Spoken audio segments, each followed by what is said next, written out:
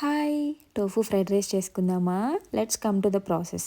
First రైస్‌ని boil చేసి పెట్టుకోవాలి. ఇప్పుడు టోఫుని చిన్న చిన్న క్యూబ్స్‌గా కట్ చేసుకొని స్టవ్ మీద ప్యాన్ పెట్టి ఆయిల్ వేసి టోఫుని కూడా వేసి సాల్ట్ అండ్ చిల్లీ పౌడర్ వేసి ఫ్రై చేసుకోవాలి. ఇవి ఫ్రై అవ్వడానికి కాస్త టైం పడుతుంది. ఈలోగా onion, chillies and carrot cut చేసి పెట్టుకోవాలి.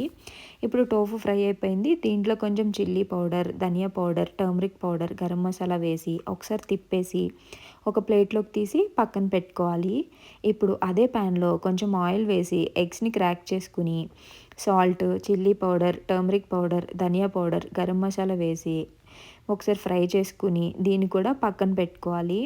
ఇప్పుడు అదే ప్యాన్లో కొంచెం ఆయిల్ వేసుకుని క్లోవ్స్, సినమిన్, షాజీరా అండ్ జీరా వేసుకుని ఇవి కాస్త ఫ్రై అయిన తర్వాత ఫస్ట్ కట్ చేసి పెట్టుకున్న ఆనియన్స్, క్యారెట్ అండ్ చిల్లీస్ కూడా వేసుకుని సాల్ట్ వేసుకుని ఫ్రోజన్ బఠానీ ఉంటే వేసుకోండి, లేదంటే స్కిప్ చేసేయొచ్చు. ఇవి కాస్త ట్రాన్స్పరెంట్ అయిన తర్వాత ఫస్ట్ ఫ్రై చేసి పెట్టుకున్న ఎగ్ అండ్ టోఫు వేసుకుని రైస్ కూడా వేసుకుని సాల్ట్, చిల్లీ పౌడర్, ధనియా powder, garam masala, turmeric powder, vinegar, soya sauce, chilli sauce వేసుకుని హై ఫ్లేమ్లో టాస్ చేసుకోవాలి.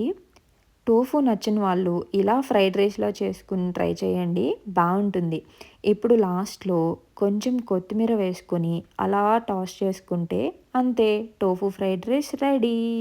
ఎంజాయ్!